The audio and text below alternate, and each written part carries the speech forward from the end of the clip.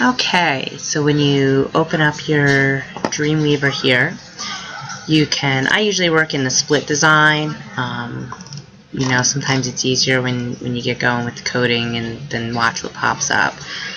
But to do the background image, what you want to do is you're going to want to hover somewhere up in the corner and just click on it. You're going to see this properties box here is going to change a little bit. But I need to click somewhere up here outside of the div box. And then you're going to see page properties. So you click that open and you're going to see background image here.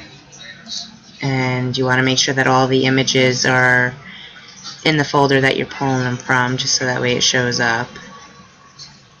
So I click the Damask.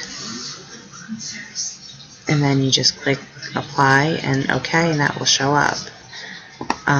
For the margins, I'm not really sure if you're talking about the actual div containers that everything are in.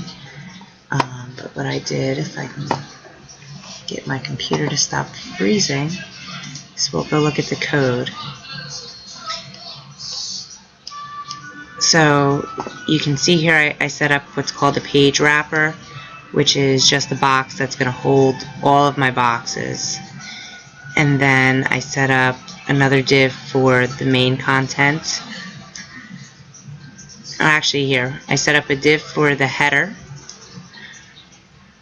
a div for the nav bar on the side, or actually right below it now it is. I set up a div for the box where,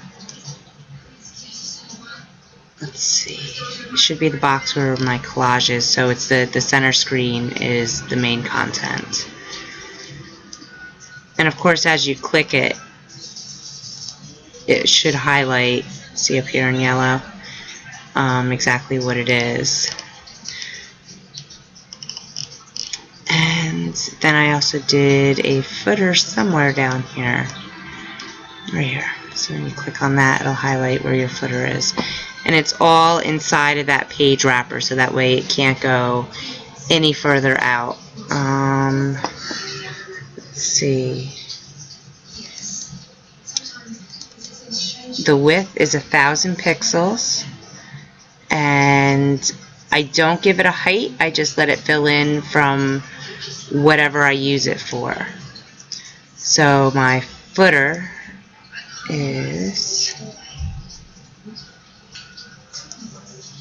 not showing up what the dimensions are, but the footer I believe is 150 pixels for the height.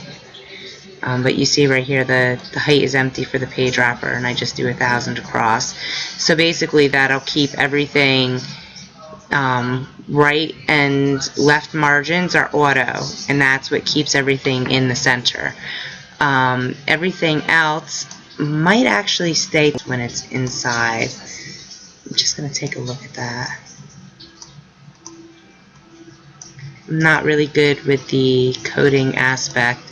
The book that we were given, the HTML, XHTML, was actually pretty well with describing everything. And that in the tutorials. Alright, so the header, coming over here to my CSS. And yes, I do float them left. You can see it right over here. And let's just see which area that is in. So that's right up here. But you want to make sure if you're floating things left that your div box for like the nav bar that's next is after everything that you have inside the header here. But just to get the, it's in the properties when you click on the design area that's outside of your container boxes. So it's a very small window that you have to get it. I would watch the tutorials from Mr. Sargent's page, because I know that my teacher had actually posted a lot of his tutorials.